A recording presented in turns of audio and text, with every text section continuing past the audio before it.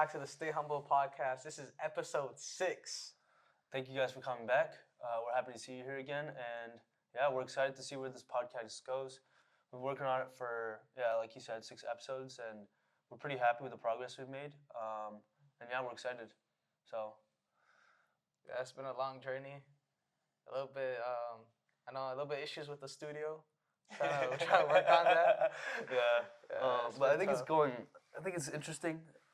It kind of like sheds light on like the business aspect of it, because it's kind of like you got to figure out all these details. You know, we had the idea of just starting a podcast. Like literally like a month ago. Yeah. Wait, has it really? No, like a month and a half. Probably. Yeah. I think mid December. Yeah. And then you just jump into something, and then like you have to figure out all the details and stuff, and it gets kind of complicated. But like I'm in it for the long run, and I'm excited to see where this thing goes. And I like really do believe in it because I'm having so much fun doing it and just talking to people and stuff. So. Same here. I just love the idea. I always wanted to start a podcast, and then you're the one that encouraged me to start one. You said we need to do this, and then I said, yeah, no, let's do it. Well, dude, the reason why I said yes was because like I've always wanted to start a podcast, but I had no idea where to start, and I also didn't know if I could find someone motivated and excited enough as me to be able to actually do it. And so when you came up and asked me, you were the only person that's ever come up and said, let's do a podcast. And then when you asked me that, I was like, yeah, let's do it. And I was like, oh, I can't wait to do it. I thought about it like for a while. And then you texted me, you're like, okay, so we'll do it Christmas break. And then I show up and there's like a full studio. Yeah. We got a cameraman. And I was like, oh my God, like this is serious. Like this is gonna be like for real. And then I just fell in love with it like from the first episode. And I was like, dude, we can make something awesome. So thank you. Like, cause I've talked to so many people, like so many of my friends, my close friends, and they're like, oh, we should start a podcast. Like we should start a podcast. We should do this. It's just talk, but then they're busy. They have to sketch something on. Yeah, exactly. I think everything fell in the right place, and like, no, I'm not like saying like, oh, all these people like suck or whatever. I'm just saying, like everybody has dreams, but getting it done is actually hard, you know. Dude, that's the biggest thing, because I'm always talking. I'm gonna do this. I'm gonna do that. Yeah. But if actually you need to talk less and do more. Yeah, exactly. That's what I learned. Yeah, and everything that everybody does in the beginning, that everybody's dreams, that everybody starts in the beginning, they start off like at a really low place, and it sucks, and no one's watching. But with enough like, practice and learning and getting better, it becomes stronger and more entertaining and more exciting and stuff. So that's where I'm looking. That's where we're looking to see it grow and to see it explode and stuff. So hopefully it happens. Now they say you have to put in 10,000 hours. Think that's true? For a podcast? Or for anything? In general? In general, they say you have to put in 10,000 hours. That's a lot of money. That's a lot. But it's gonna be fun. Yeah. But what direction do you want to head in? Well, what do you think is the potential or the growth that we can have?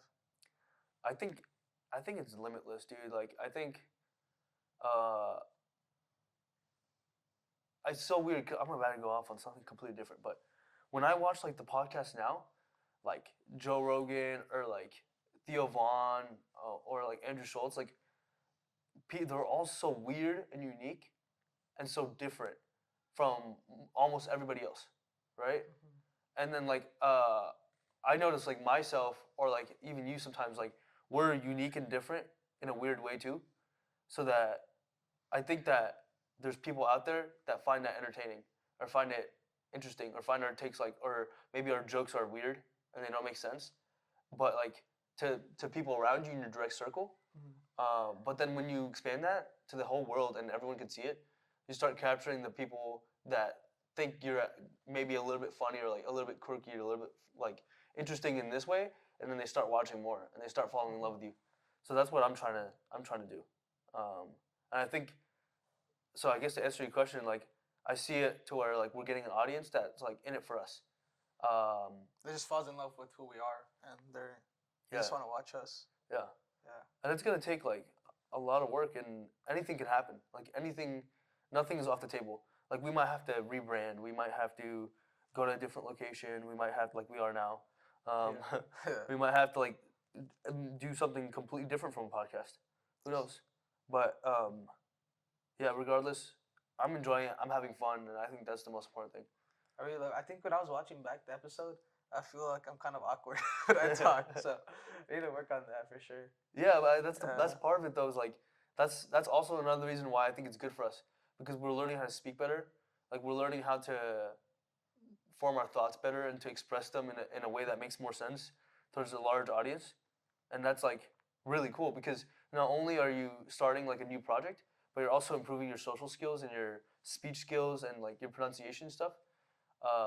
But yeah, dude, like I think if you look at the first podcast that we did It was. compared to like the last one, It's a big difference. huge difference. Huge difference. We were so awkward. We didn't even know. We just stopped in the middle of it. So yeah, we've already seen growth, and that's good. For speech, there's a big pet peeve that I have recently when people are using like a lot. I think because when I was okay, so I started giving Sunday school lessons, right? Yeah. So I'm in school. I mean, I'm teaching these kids, and every sentence they use like this happened, and it's a filler in every word they're saying. After every word, it's like after it.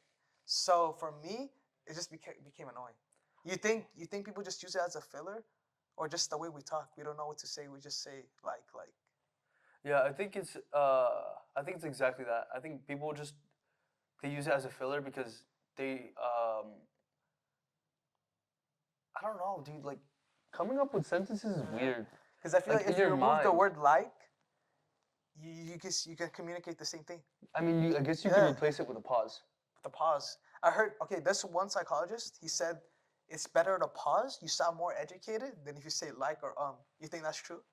So you just pause, it's like you're thinking about it instead of using those filler words. No, 100%. I think saying like, I don't know. Because I've been super subconscious the way I speak. Yeah. And then every time I say like you say like? I just subconsciously think about it, and it makes me mad. Do you do that a lot? I never realized. Yeah, I just been thinking deep about it because I was analyzing how other people speak, and then they're using like mid every sentence. I say you don't need it. Yeah, I mean you didn't say it like there. Stop. So see, even okay, right now, let's I'm do a thinking challenge. about it. We can't say like or for the rest of the podcast. And then do a counter in the comments every time we use the word like or Put it like or Put a counter.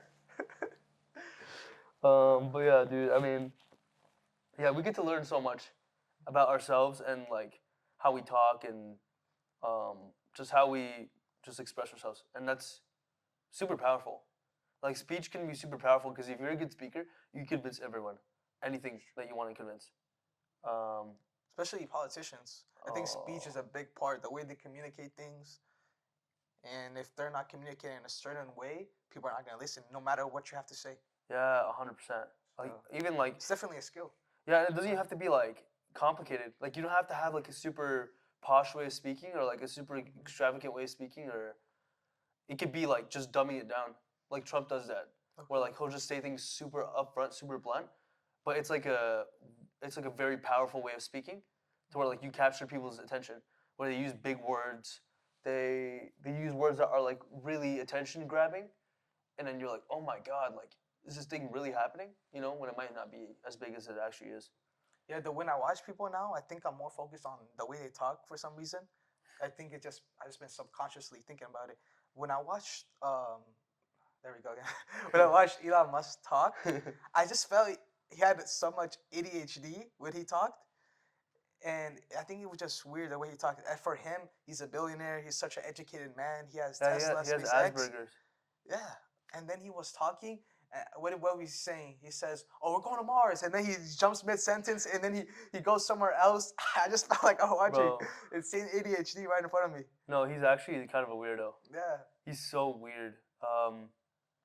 But yeah, I think it's like he's like jumping up and down and stuff. But you wouldn't expect that for him, right? Yeah, you wouldn't, because he seems like he's like a billionaire, like like whatever. But I think they're destroying the narrative. Yeah. Like rich people, because they're just kind of doing whatever now. They're just being themselves, and they're being more individualistic, and they're expressing and showing themselves who they actually are, and that's kind of cool. Have you noticed that with rich people in particular? Everybody realized how important having a brand is. Uh-huh. That now Mark Zuckerberg went on the Joe Rogan podcast. Jeff Bezos trying to have his own personal brand. Elon Musk. Yeah. So you think that's the new direction where you're not only you have to be rich or have a famous company, you have to have your own brand too. Yeah. No, because I think it affects every other part of their lives. Like Mark Zuckerberg going on the Joe Rogan podcast and looking like a frat boy and talking about jiu-jitsu and WWE, that helps like his public image and it attracts him to more of the Republican, like kind of like maybe even like young white guys, right, who are like into the same stuff, and then those guys, because those guys used to perceive Mark Zuckerberg as this weird robot or a lizard or a lizard. Yeah, or a lizard. I saw that so many times. Yeah, like this weird robot guy who like has no emotions and is like just a random weirdo and with no social skills and stuff, and he really was that. But then he started doing jujitsu and all this stuff, and it completely changed him. And now he's like really cool. Like he like does jujitsu, and he's like dressing like he's like a 19-year-old at like USCLA or whatever. And he like has like these weird takes and stuff. So now like he's getting a whole new audience of people, and it's kind of similar in the way of like politicians, to where like they say things or dress or attract a certain audience. It's the same way, but they're just doing it for their businesses, or maybe they're just doing it because they want to do it. You know? Okay. Another thing I noticed, you think liberals and conservatives, right? I feel these companies are just catering to that what side now. I think whoever's in charge, do you feel everybody's shifting their branding to cater for that what do you call it? Basically office. Yeah. And then once they leave, I'm going left, now I'm going right. I just feel nobody has their own set brand where I'm firm on it no matter what happens. I just see a lot of shifting. Yeah. I just don't know what to believe anymore. That's what I think. I think right when Trump won, Mark Zuckerberg was like, boom, I Yeah. want to meet with you. It's like, what? That's like what happened. I thought what happened? The last 4 years just thrown out the window. Yeah, and then he exposed everything that the government did when Joe Biden was president and stuff. I don't even know. I agree with you though. That's confusing. Do you feel like it removes your trust in the U.S. or people in power? Yeah, I Just just like it don't know hurts what it? to believe. I don't know kinda their fake. personalities. I just think they're just swaying with the motion and whatever. Oh, this is popular now. Okay, I like Trump now. He's in power. Oh, if they're just swaying with going with the motion. Yeah, you don't think it's real It's at all? not real at all. No, It's just off fluff. it is. Yeah. Because I don't know Mark personality at all. I thought he was this robot smart nerd guy. Now he does jiu-jitsu. I was like, okay, that's a 360 flip. What? Yeah. Came out of nowhere. For real. But yeah, no, honestly, it's weird. It's concerning. It's all a game. Because It's all a money game. I look up to these people, especially Elon Musk. I really looked up to him. I read he had a book I read from cover to cover. I was like, I want to be like Elon Musk. But now I watch him, I say, is this really my idol? All right. What did he do to make you say that? Because I just thought he was this really smart guy. He's trying to go to Mars. But then I see the way he talks and the way he expresses certain things, and then especially the way he took over X or Twitter. It just really, it humanized them, but at the same time, it took away that awe that I used to see. Yeah, he's gotten too political. He's gotten really, really political for like too much for his own good. So I see how that hurt your image of him. But yeah, I mean, I guess we'll see what happens. But you look at his Twitter and it's insane, bro. His Twitter feed's crazy. He's just attacking people and like making fun of liberals. But you think he made Twitter better or worse? Because I think X, declined a little bit, right, after he took over. No. No. No, it's the number one. I mean, maybe, but maybe sponsorship wise. Oh yeah, for sure. But it doesn't need sponsors as much anymore or ads, because they rely on the subscription model now. Oh, the subscription. So you have to pay. Just for the tick. Yeah, Is that just worth for the it? blue check mark. Yeah. So people are paying like $12 a month. Yeah, for that check mark. Is it worth it though? It's worth it if you're trying to build a brand. Okay, but that's another thing that pissed me off. This check thing. Even on Instagram, you just buy the check mark. You have 100 followers and you just buy the tick. It removes the trust, right? Because if you have the tick, you're verified, you're famous. You have you have at least 1 million followers, but now I think it serves a different purpose. For real? Yeah, I think before it served the purpose of this person is the real Taylor Swift, like because there's a bunch of fake Taylor Swift accounts, right? Now I think it does that, but it also makes people take, maybe it gives the perception of this person's like saying something of value more likely because you have the blue check mark. It's kind of like it's like a social type of effect, social psychological effect on people, because it's like, oh, this person. It's kind of like in any society, like if any person has like a political pin, and only a certain group of people can get that political pin, people are gonna look at them and be like, oh, that person's actually, you know, high up, high class, or maybe they have something I don't. So I think it's the same concept, but just online. No, but when everybody has access to it, it loses that power. That's what I'm thinking. That's true. Yeah, that's true. But I mean, yeah, I'm not too sure. Maybe it is losing power, but I think it doesn't just serve the purpose of verification. I think it also serves the purpose of like that. Oh yeah, I guess I'm going in a circular logic there, but yeah, I get what you're saying. And it also opened up a lot of scams. Have you noticed that? Really? Yeah. I didn't notice that. People impersonating like a powerful figure, and then they're telling you, oh, I want to collab with you. I had that before. I thought I was actually getting a sponsorship when it was just somebody with a check mark who just bought it and they're just trying to scam you. Oh damn. So I experienced that. Well, I didn't fall for it, obviously, but I felt it opened up a lot of scams. Don't you think so? I mean, I haven't been on Twitter for that long, to be honest. No, not Twitter itself. Like, I'm talking about my Instagram. Oh, Instagram? Yeah. Yeah, same. I honestly haven't been paying attention to it. But I think it died down because now everybody's used to it. But when it first started, it was just weird. Yeah. Yeah. But yeah, I mean. Sorry. I thought you were gonna say something. I got lost. I thought I was gonna say something too, but I forgot what I was gonna say. But what do you think about Doge in itself? Oh, Doge.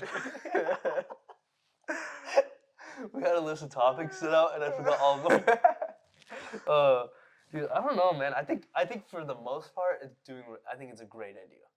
Me too. I can't sit here. I don't know how people could sit here and be like, okay, the one thing that people can get mad about is Elon Musk being in charge of it, because there's conflict of interest between him, SpaceX, and like the government, right? Because like he could kind of break regulations, do whatever, but that's not even the thing anymore. The Doge changed completely from what it was originally to what it is actually now. Doge is a purely financial a purely financial analysis of all the government agencies to cut out all the finances. It has nothing to do with regulations. It has nothing to do with legal troubles. It has nothing to do with getting us to Mars quicker because Elon Musk wants to break a bunch of laws and stuff. Elon Musk has no power over those parts. He just has power over financials. And they asked Trump, like, are you kind of just letting him do whatever he wants? He just has access to everything. And Trump said, like, no. Like, we let him do certain things, and he only has access to the financials. And he has to ask us for everything. He has to get approval for everything through our whole Trump administration. So it's not like he's going willy-nilly and just, like, breaking a bunch of, like, regulations, destroying a bunch of regulations. Just removing a bunch of regulations. He doesn't have a limited power. He still has to. Yeah, of course. It's just financial. But do you look at it as Elon Musk as being a glorified accountant, or is it something? Yeah, pretty much. I don't think what he's doing is crazy. Yeah. I think the fact that it's getting done is amazing, because like it's common sense in a way. Yeah, and I think it's like it's really, really like it's really powerful, because what it's gonna do is gonna restore public trust in the government. If it becomes normal, if Doge becomes normal, which I don't think it's going to be, but if it becomes normal part to where like there is an individual in charge of this agency of keeping the government accountable and just pointing out all the wrongs and all the stupid stuff they're spending on, then we're gonna have public trust again, because we have no idea what's going on for the government. But if they just opened everything up, they're like, oh my God, we're so stupid. We spent 300 million here and 100 million here, 100 million here on dumb stuff. I think that's super powerful. And it makes us feel like there's actual work getting done for us, and it like opens everything up, and it makes sense because we're running this country. Like, we have a say in every part of it, and revealing all the balance sheets and all the profit and loss and all that stuff really sheds light on the people that are running it and whether they're running it good or poorly. So I think it's really good what they're doing. I don't see how any side could be mad about it, except maybe the stuff they're cutting.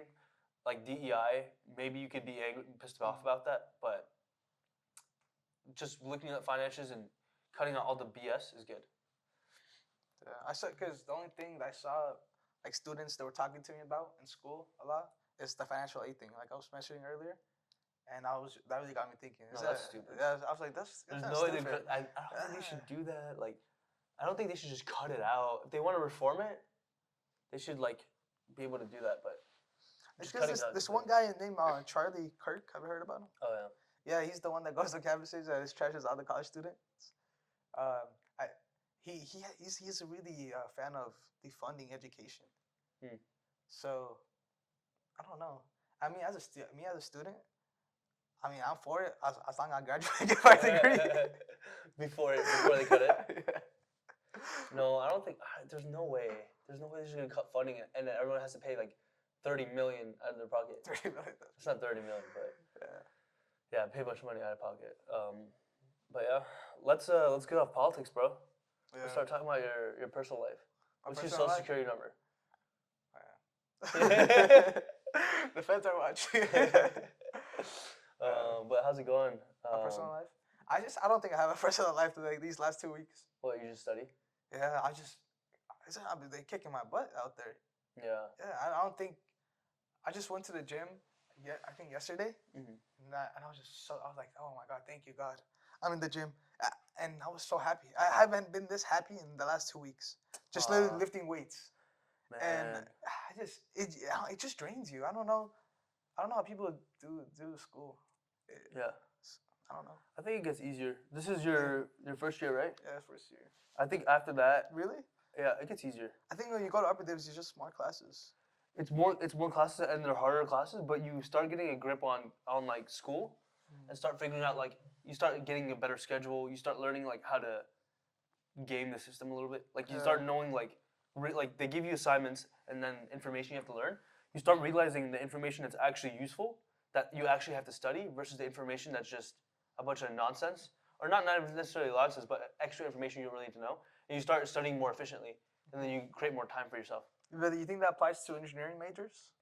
Because I feel like I can do that for maybe econ or business. I think these majors are really tailored, and you know exactly The fake I mean, majors.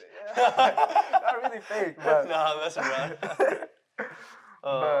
But yeah, maybe I'm wrong, but I would think that applies to everything, you know? Because engineering itself, I don't think you can't just set one curriculum and just teach it for years. I think they're always updating every year something different. So I think there's always a learning curve for the professor themselves too. I think my intro to BME one professor, he was teaching us this new medical device. He said I don't even know it myself. So I think technology is moving at a rapid pace, and you're engineering.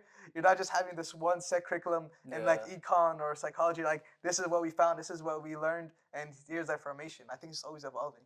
Yeah, I think maybe it's different for engineers, but for psychology, that's how it works for me. I don't know. Mm-hmm. But yeah, you just let me know. I mean, You gotta update everybody. Yeah. Wait, so you don't want to talk about your personal life? Yeah, I can talk. What do you answer? Like, I told you I didn't have a personal life for like the past ever since the quarter started. So like, going to the gym made you feel happy? Yeah, That's crazy. really happy. I love going to the gym, but I also hate it at the same time. Well, that's real. So that's crazy that you said that you love it. Well, no, it's just made me happy. I haven't Like, did anything doing something besides studying. just going to school. Yeah. I think it's draining. I think the traffic is annoying too. Wait, so what's your schedule like? You just I think you Monday through Friday? Monday to Friday every day. Oh my god. From 9 my first class starts at 9, but I have to wake up at maybe 7:30, 8 so I can get there in hour traffic, and then my last class will end at 4. So every day? every day, and then after I do all these classes, There's no way. Yeah. How many classes aren't you double majoring? I'm taking 5 classes, but Okay, but my double major. Wait, 5 classes in quarter system? Yes, Oh my god. and that's last quarter I did 6, so this one I'm doing 5. So I'm like, this is more manageable. But from now on, I was talking to my counselors. They said, but they made a new schedule for me, and they said minimum 4 every Like, quarter. bro, relax. No, but minimum 4 every quarter, just for me to graduate on time. They're like, or maybe you could take 50 year. I'm like, no. They're like, get that out of here. I said 50 year. What do you mean? They're like, yeah, if you do 3 classes a quarter, you can. I was like, okay, I'm not doing no 50 year. Like, Yeah, get that that's out of here. crazy. Yeah, some engineers would do 50 years, but But so that's minimum, good that you're finishing it on time. but that's with summer too. Minimum four a quarter. You know, Yeah, that's a lot. that's what I'm saying. Is it usually 3? Yeah, the average is 3, Wow. and then some people get by 2 because if they have a really easy major, they can do Yeah. 2. They can get by 2. Like psychology? Yeah. Like psychology. Yeah, this one girl, she's a psych major, and she's telling me about it. She's like, I had a really rough day today. Oh, I said, I'm no about to way, slap you're this- talking right now. There's no way you're talking. Yeah. She's like, yeah, I had to wake up at 10 today to go to my 11 a.m. class, and then I barely had an hour 11 for a.m. lunch. class. I barely had an hour for lunch, and then after that I had to go to my 1 p.m. She's like, oh, this is really sucks. I said, what? You 2 classes? Yeah, dude. I mean, I think I'll admit it, bro. Psychology's easier. Like, it's just easier. It's more manageable. The concepts are easier to understand. They're cooler. They're more interesting They are interesting. because they're telling you like how to talk to people, how to deal with people, like how to, and not like directly. They're not like, oh, first you do this. It's kind of like, what are the mechanisms in people's minds that get them to say certain things or act a certain way, or like, what do you do in front of a crowd versus what do you do in front of someone you like?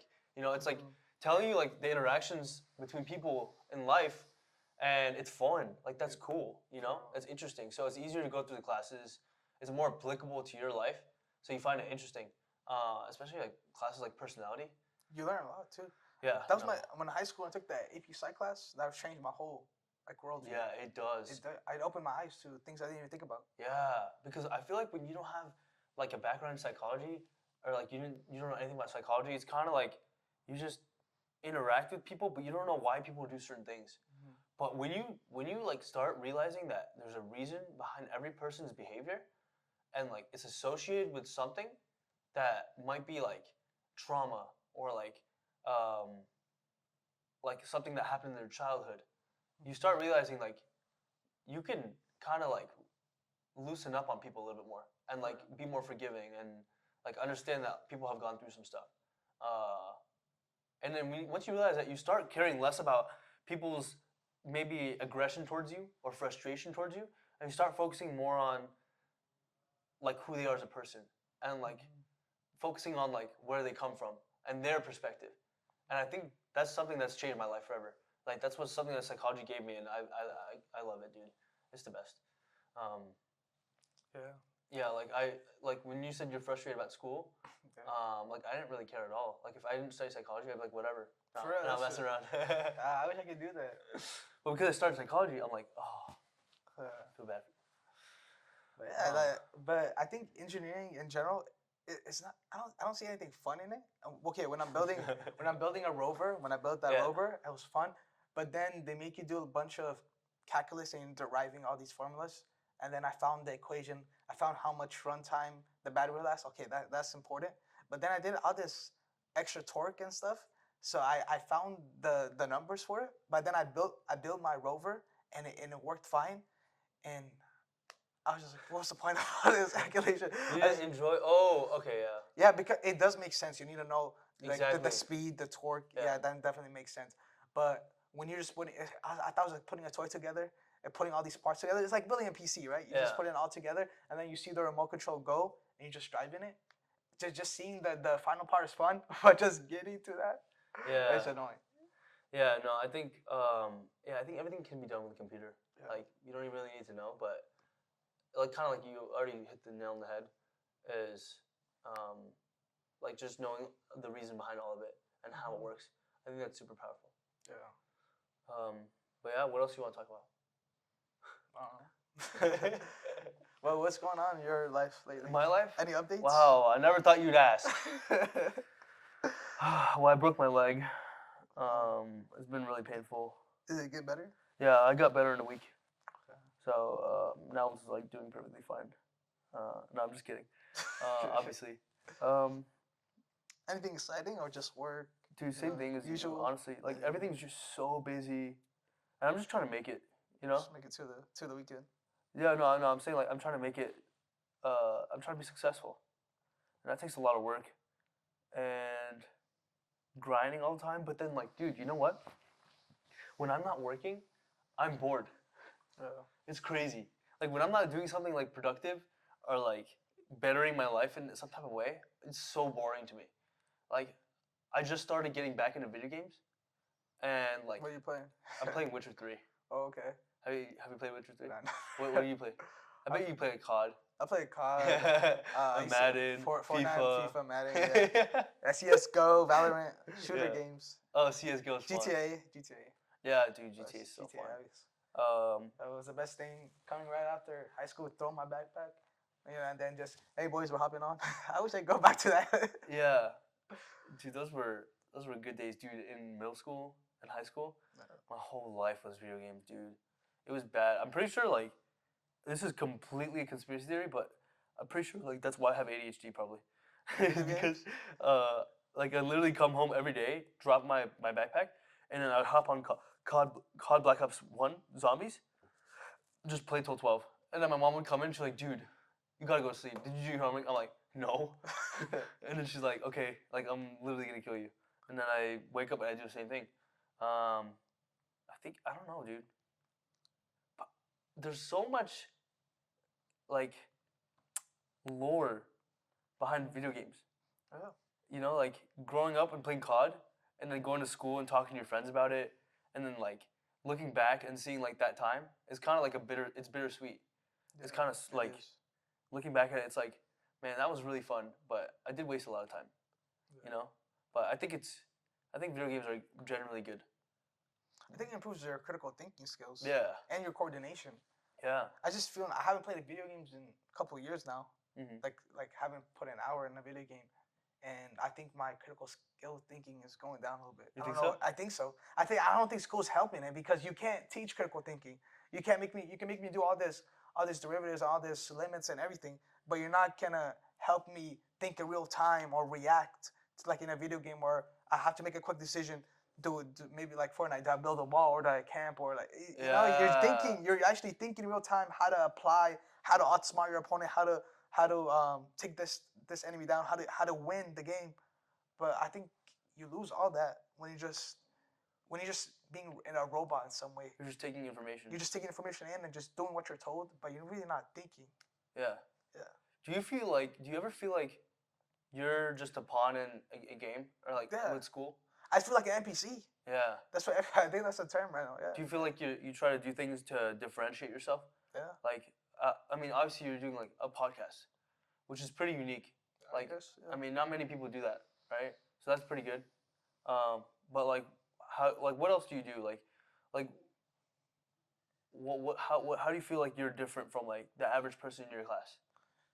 I think I'm really different from anybody. Everybody meets me, they say you're There's like wrong with you. Yeah, there's something wrong with you, right? I think so. I think ever since from when I was young, there's just something's off about me. But wait, I want to get more into that. You want to get more to that? Yeah. Okay, wait. So, like, what do you think that is? Like, why do people say that? Because I'm not normal. I don't think I'm normal. How? People tell me I'm not normal. Okay. What do you think that is? Do you want to get into it? Yeah, I want to. Is it proprietary information? Yeah, you should have me. You're kind of like a psychologist, you know.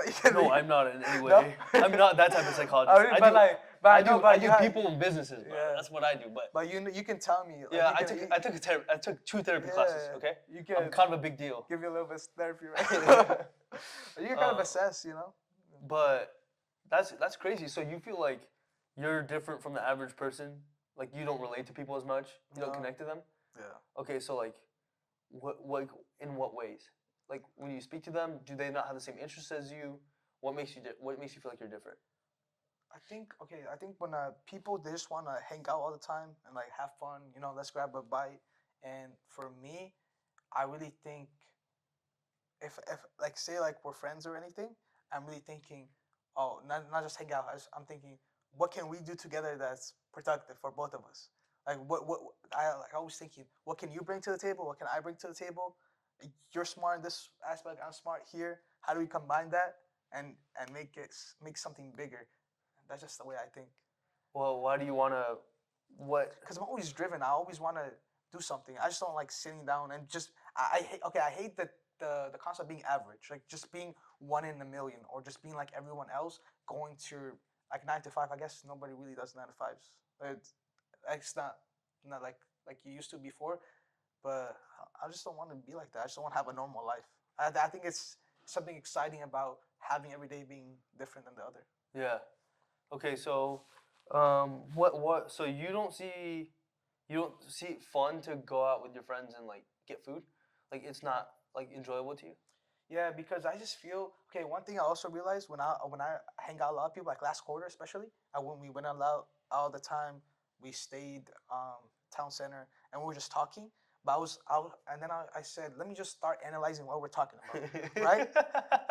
and, and then it just I don't know if I'm just being weird, but then I just said like we're talking about a bunch of BS. Like what are why am I spending 2 hours with you guys? Yeah, we're having fun, we're joking around, but like, what am I getting out of this? Maybe would it be better if I just left campus and then I would got home and maybe took a shower and slept, took an extra hour of sleep, right?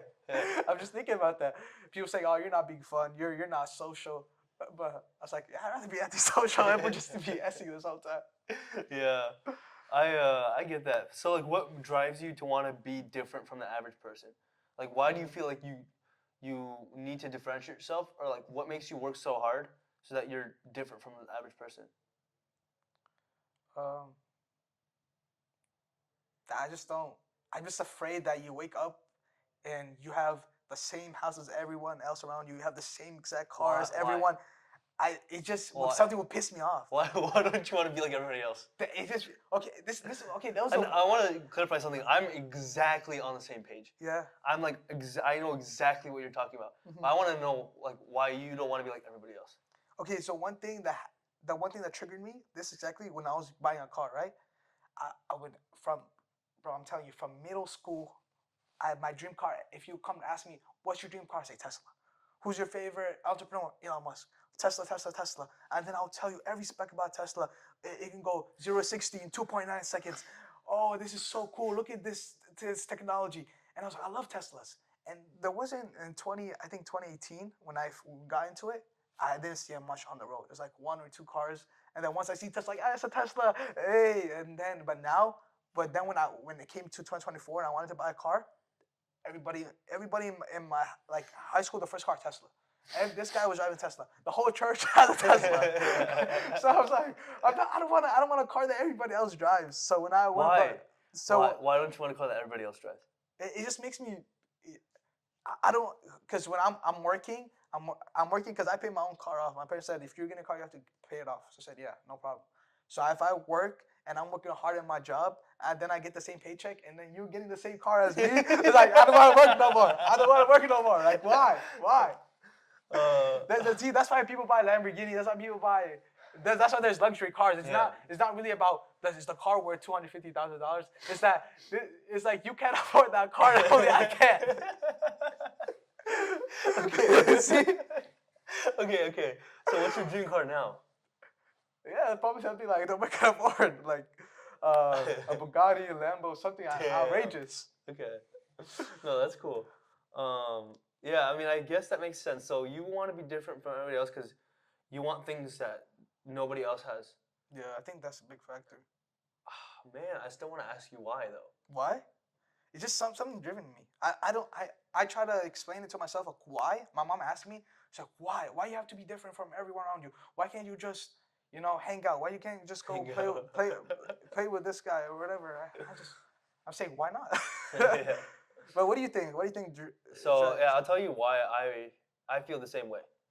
I think it's more because I was really into history when I was really young, and to me it felt like communism. Reading history? Like from reading history, when it's okay. I read about the Lada in Russia when everybody had a Lada, and it was the same small red car.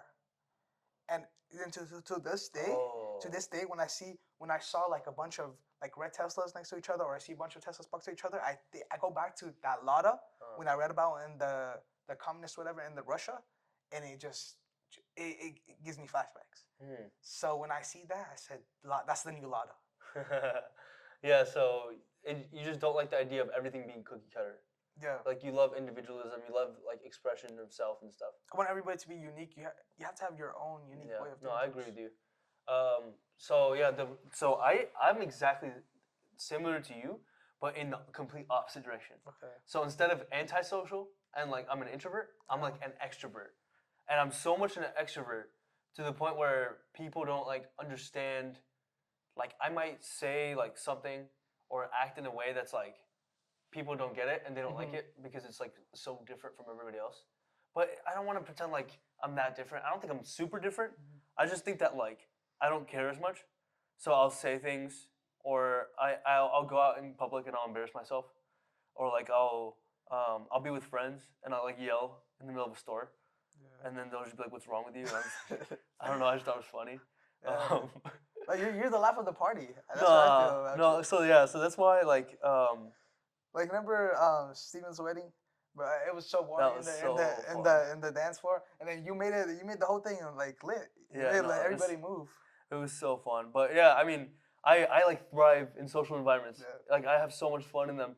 But yeah, but then I get to certain times where people are like my whole life, my dad always told me because I love joking, I love laughing, I love like having fun. And my dad always told me, my parents always told me like my dad was like you don't take anything seriously in life. Like all you do is joke. You don't take anything seriously, right? And I'll be like, why do I have to take everything seriously? Like why does everything have to be so serious all the time? Like why can't I make fun or have fun? And like I really took the idea of like learning from your mistakes all the way to the max. I was like, okay, I'm just gonna do everything stupid because like something that I learned when I was young was like you should try every possible route and make as many mistakes as possible, and then you'll get it eventually. You'll figure it out eventually. And some people might say like, oh, that's irresponsible because you can learn from other people and get there faster. You could do some research and figure out how to do it the right way from the first time. But my logic is like, no, like I'm here for the journey. Like I want to feel that mistake. I want to feel the consequences of that mistake. I want to know what it feels like to mess up and so I could say that I did it. So I could say that I messed up a million times and then now I'm here, right? And then I applied that principle to every part of my life, whether it's school where I was like literally getting kicked out of Cal State Long Beach because my GPA was so low, and then coming back from that, right? Whether it's like losing weight like 4 or 5 times over, messing up, trying every single diet. I tried like carnivore diet, keto diet, like counting calories. I tried everything, and then I was able to finally achieve a physique I was proud of, and then I lost it again, and I'm working on it again now. But now that I literally understand like the process of losing weight, and I know exactly what I need to do, and now it just comes down to doing it, and that's a struggle for everybody. But I've got that on grips too.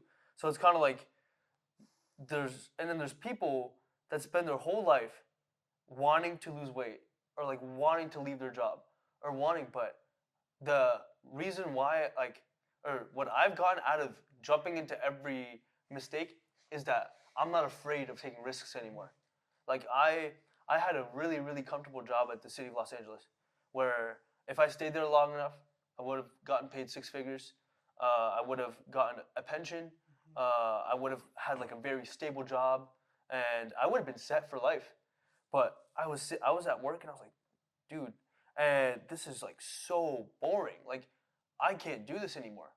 I'm selling my soul to the state government.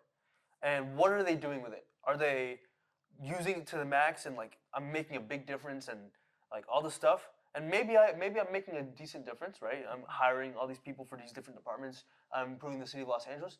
But how much control do I really have? And what difference am I making? And I was like, dude, I would rather go work with my dad where I lose pretty much all of that, right? But I mean, I'm doing okay. Like I'm getting paid decently and stuff like that. But I lose the benefits, I lose the pension, I lose all of that. But I have complete control over everything.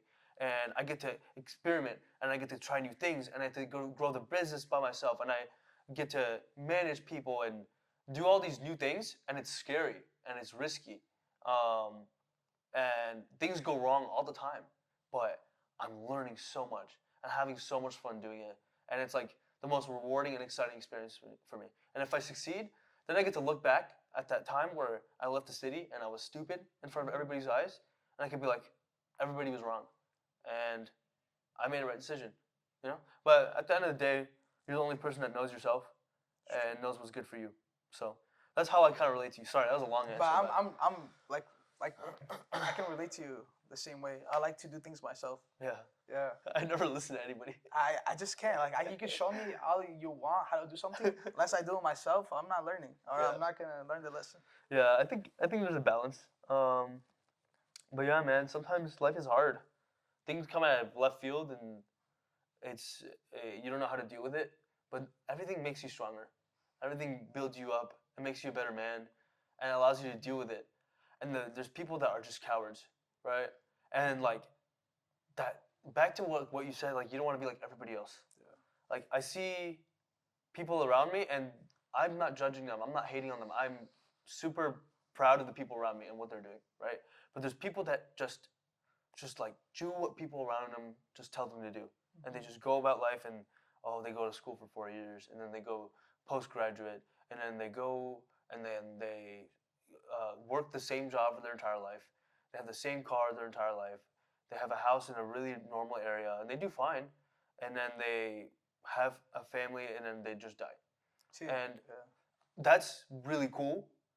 But my brain refuses to accept that as Yeah. like, my brain is like, we're not gonna do that. Yeah. That sounds so boring. Like having the same job. Oh my God. Like I'd rather jump off a cliff. Like just doing the same thing over and over again every single day. My brain's like, that's not happening for you. Yeah. Like you gotta do something different. So, You describe exactly what I'm afraid of. yeah. That's exactly what I'm afraid of. It sounds terrible. It Like, does. to me. How can you do that? You put yourself through that. Oh my God. Like You need to learn, you need to grow, you need to have a step back, and then you need to take 2 steps back to take another step forward. two secs back. 2 steps back. Oh my God, you need to take like 2 steps back to take a step forward. But Yeah. I ruined that clip for Instagram. That clip's not going on Instagram anymore. yeah, you just need to learn. You keep learning. Yeah. No, I think. But then, like, if you do that your whole life and then you die, or you're on your deathbed, and you're thinking about your life, are you really thinking, have I made a difference? Have I achieved something? Have I made something that my grandkids would know of? Because for me, everything is about legacy. Because when I die, my children would know me. Maybe my grandchildren. But what about my grandchildren? Will they ever even know I existed? Yeah. That's what I think about. I'm saying, if I have something with my name on it, I say like, oh, the Bishay building or something. Bishay's bouquets. Yeah, so I die, they look at that building, it's gonna be there for like a long time. So they're like, oh, my great grandpa made this. Bishay building. Right? Something like that. No, yeah, I get what you're saying. Yeah, that word legacy is so powerful. It is. Like dude, oh my God, I can go on so long about this. Yeah. So like that word legacy is just so powerful because it hits like that masculine, like little thing in our brain where it's like, dude, I want to go to war. Like I want to fight, and that doesn't mean like physical or aggressive or violence. It just means like the things in my life that I need to conquer. I want to do it, like, and I want to be the best at it, and I want my generations for 10, 20, 30, 40, 50, 60, 70, 80, 100. I'm going too long. Yeah. To remember me and remember what I did.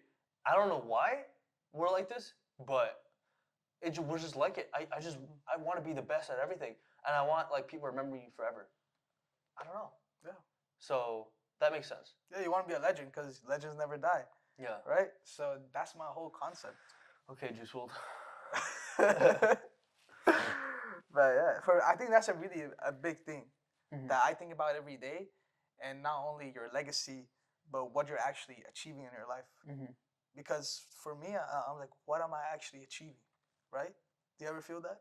Like if you look at something you're working on, or you're doing an assignment, you're saying, okay, even if I do this assignment, what greater good is this bringing me? Are you trying to convince yourself to stop doing homework? Yeah, partially. Yeah, no, I think.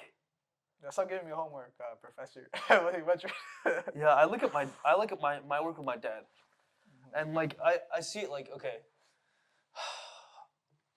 Yeah, I might not be like super impactful right now, right? It's not crazy. Like we're a small company, but if I end up growing this company and stuff, the achievement I'm gonna have is like I'm gonna have like generational wealth and be able to pass it down to my kids and all this stuff.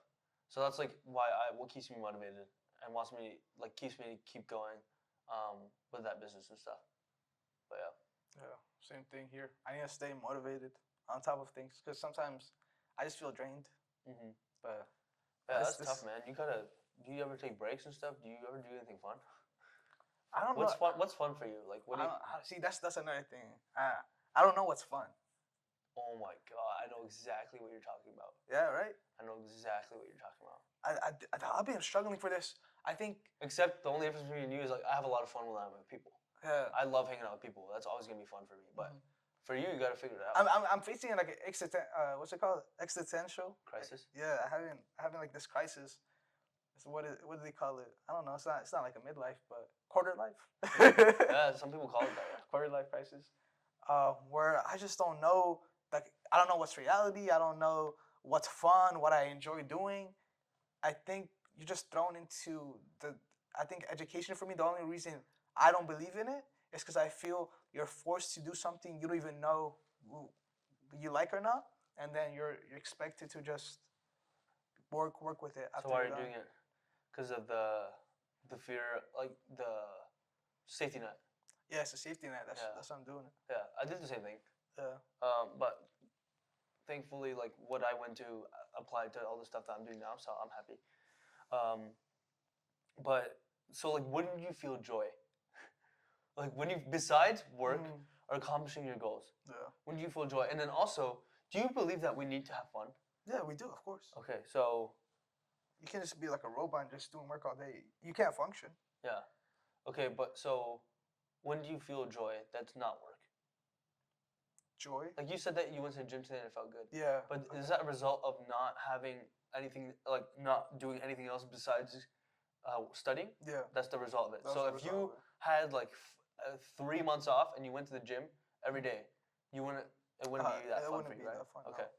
No. So like, but when do you feel joy? Like what hobbies, or like what locations or what experiences make you feel joy? For me, nothing brought me joy except sports. Sports was the only thing that brought me joy, and soccer when I was competing and I was playing, that really brought me so much joy because I was winning and I was really my effort real time. I shoot this ball and goes into the net. It's a goal. So I was like, wow, okay, and I celebrate. I did something. We're winning. Get rewarded for it. We won a trophy. There's a goal. Awesome. There's an objective. But then now I try to play soccer again. I just can't. There's no joy in it. In college, I go to college. I tried out on the team, and then I made the team somehow, and they said, okay, do we have all these D1 players here? You're not getting playing time. They're being upfront with me, but you can train with us. You can come with us, right?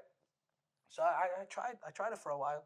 5 a.m. practices. You wake up at 5 in the morning, and and then you practice, and then you do training session after. So I think you had. I was like, how are you doing this? But people were just living on campus. They got signed up. They said D1 scholarship. They have to do this. But for me, it was just draining because I was looking at my striker, and you're taking 2 classes. You're in business, and I'm here taking 5 classes. So I don't know. It's more manageable for you, but for me, it wasn't clicking at all. Yeah. And I was doing it, and I just lost interest. I just lost all my passion in sports after that. Because if I'm practicing and trying to get better for what? Yeah, I might get better physically, but it's not translating to a performance. I'm not playing in the game. Yeah. So what am I putting all this work for? Yeah. And then now you're telling me I have to, this is a competition. I have to compete against other players. And yes, I have to get better. That's just the aim of it. You can't just be trash and just be expected to go get in. But I think school just, for me, it just took fun out of everything. Because now instead of thinking, let's go hang out and just talk a bunch of shit and just like have fun, or let's play the video games. Now I'm thinking, oh, these 2 hours are taking away from my next midterm or from my next from tomorrow's class where I need to review what I missed. I think just having that in the back of your head just takes the fun out of everything. Yeah, no, that's tough, man. I can relate to that.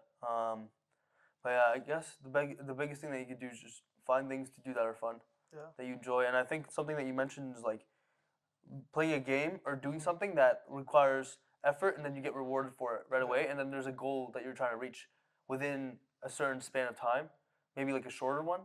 So like, yeah, just make sure you're doing something fun, dude. I don't want you to get burned out and stuff. Yeah, that's true. But yeah, you just gotta find something. It's hard too, bro, because like for the longest time, I remember 2023 to like literally maybe the middle or like the end of 2024. I would go to work and I would come home and I'd be so bored. I'd be like, dude, I don't want to do any like. It's not that I don't even want to do nothing. I just want to do something productive, or I'm not having fun. It's like either that. The only things that were fun for me were being social. That's the only thing that wasn't work. It was just being social, hanging out with people, talking to people. And then other than that, like everything else was boring. And then I just like learned different things. Like I started like reading the Bible, and that was more enjoyable. And I started seeing more value in that. And I started reading different books. I started writing my journal, and that was a lot better. Yeah. Do you think that like having a diary is something you should do? Diary? Diary? Is that something Don't that call it a keeps diary. or not a diary, like a journal? Journal. Not a diary, like dear diary. But, Diary of a woman. but if you're journaling down your maybe you have goals and you're writing it down, is that something powerful that keeps you motivated? It's so powerful because, dude, I don't know if it's just me, but bro, I would go back in my journal 2-3 days ago, and I'll read it, and I'll be like, what the hell? Like I wrote that? Like I said that? Like there's no way.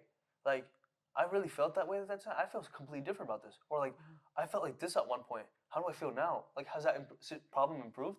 Because bro, our minds, we have like a million thoughts about everything, and then we just forget about all the things that we feel every day, or all the things that we think, or all our beliefs, or all our values, and they change over time. So journaling is so powerful because it sees how you grow.